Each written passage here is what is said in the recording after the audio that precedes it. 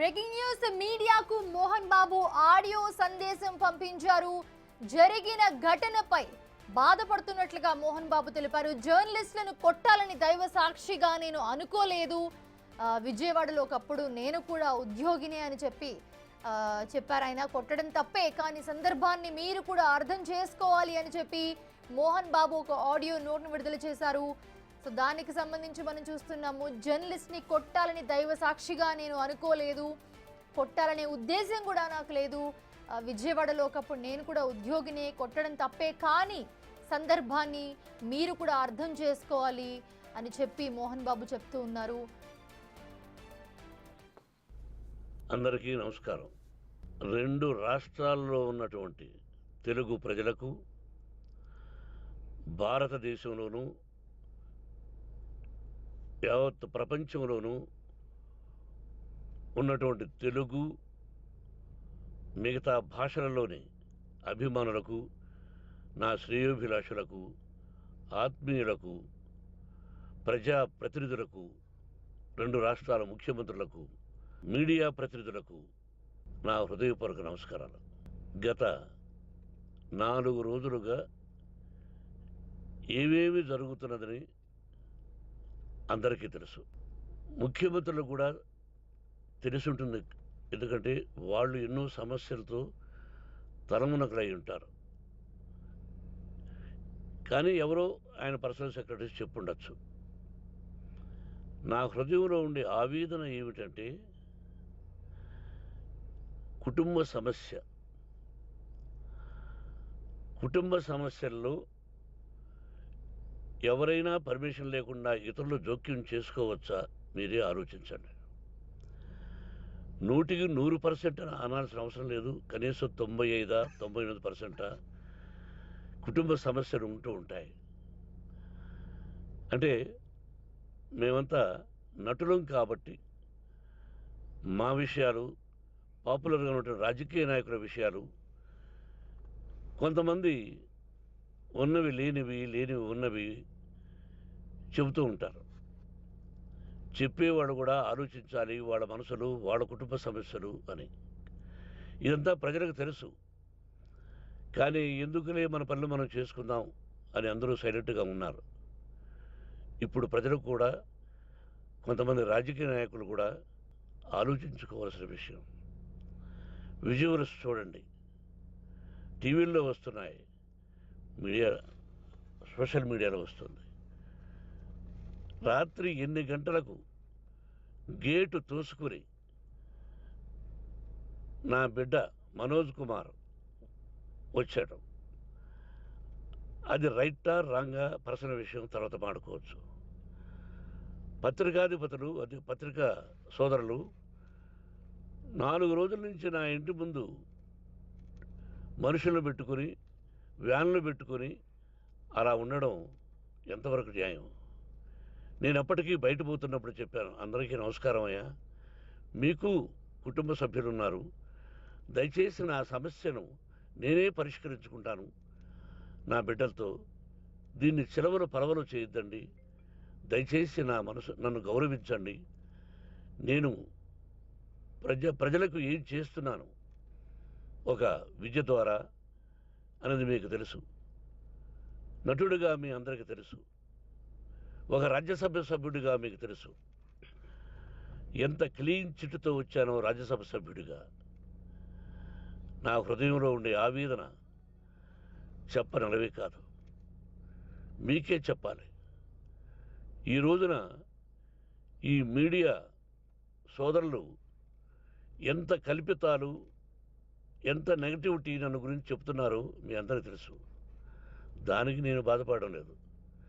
మీరు ముఖ్యంగా తెలుసుకోవాల్సింది, రాత్రుల్లో గేటు తోసుకుని, గేటు పగలగొట్టి పర్మిషన్ లేకుండా ఎవరైనా రావచ్చా? మీరే చెప్పండి.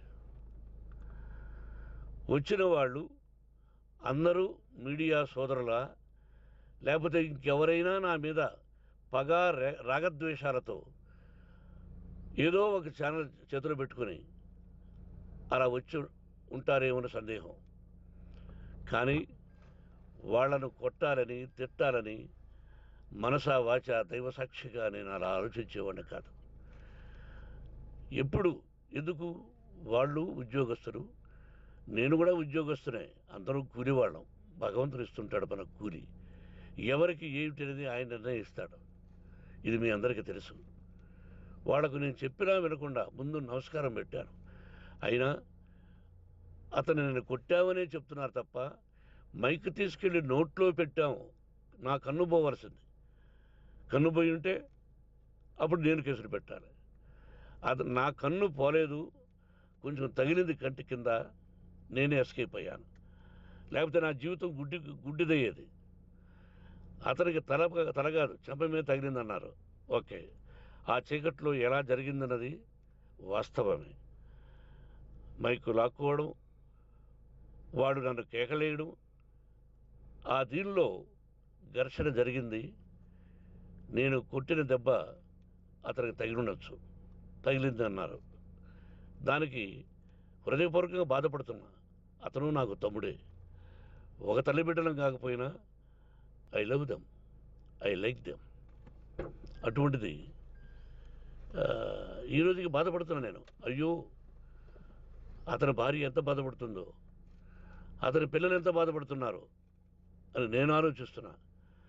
మరి నేనెంత ఆవేదనకు గురి హాస్పిటల్లో అయ్యానో. నటించింది సినిమాలో నటిస్తాను తప్ప నిజ జీవితంలో నటించాల్సిన అవసరం లేదు. నాకున్నది ఒకటి ధైర్యం, సాహసం. నీతిగా, న్యాయంగా, ధర్మంగా బ్రతకాలన్నది నా ఆలోచన. ఎందుకు కొట్టాలి? గేటు బయటుండి నేనేమైనా అసభ్యకరంగా వాళ్ళని కొట్టుంటే డెఫినెట్గా నా మీద 50 కేసులు కాదు 100 కేసులు పెట్టి నన్ను అరెస్ట్ చేయొచ్చు. లేకపోతే నేనే పోలీస్ స్టేషన్ పోయి, అయ్యా, ఆవేశంలో నా ఇంటి బయట ఉన్న వాళ్ళను కొట్టాను, నాది తప్పే అని పోలీస్ స్టేషన్కి ధైర్యంగా వెళతాను. కానీ ఇంటి లోపలికి వచ్చి నా ఏకాగ్రతను, నా మనశ్శాంతిని భగ్నం చేశాడు. ఆల్రెడీ నా బిడ్డ చేస్తున్నాడు. అయినా నీ కన్నబిడ్డ, ఎప్పటికీ నీ కన్నబిడ్డే. ఏదో ఒక రోజున న్యాయం జరుగుతుంది, మేము కూర్చొని మాట్లాడుకుంటాం. దీనికి మధ్యవర్తులు అక్కర్లే. కుటుంబ సమస్యలకు బయట వాళ్ళని పిలిపించి ఇలా చేయండి, మీరు ఇలా మాట్లాడండి అని చెప్పక్కర్లే. కట్టు బట్టలతో మద్రాసుకు వెళ్ళేవాడిని. ఆల్రెడీ మీకు చెప్పాను. పైసా లేకుండా కట్టుబట్టలతో, చెప్పులు సగం కింద అరిగిపోయి అలా వెళ్ళినవాడిని. మా తల్లిదండ్రులు అద్భుతమైన జన్మను ప్రసాదించారు. ఒక్క పైసా ఇవ్వాల.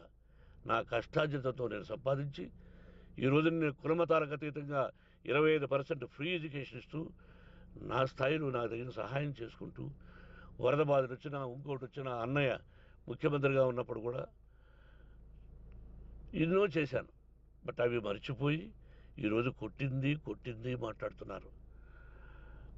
ప్రజాప్రతినిధులారా, నా అభిమానులారా, తెలుగు ప్రజలారా, తమిళ, మలయాళం, కన్నడ అభిమానులారా, ఆలోచించండి. నేను చేసినది తప్పు, కొట్టినది తప్పు. ఏ సందర్భంలో కొట్టాల్సి వచ్చింది? మీ ఇంటికి దూరితే ఒప్పుకుంటారా? మీ ఏకాగ్రతను భగ్నం చేస్తే ఒప్పుకుంటారా? మీరే ఆలోచించండి.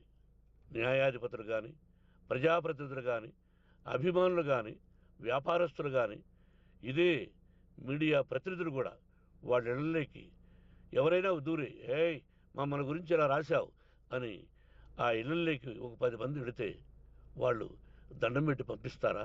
ఏం చేస్తారు చెప్పండి? మీకు టీవీలు ఉన్నాయి, మాకు టీవీలు లేవు. నేను కూడా రేపు టీవీ పెట్టచ్చు. అది కాదు గొప్ప. నా హృదయపూర్వకంగా చెప్తున్నా, అతని మనసును బాధ పెట్టిన, అతను గాయమైన దానికి చాలా చింతిస్తున్నాను. చింతించే లాభం ఏమిటండి అంటే, మరి ఏం చేయాలి? మీరు చేసిందేంటి?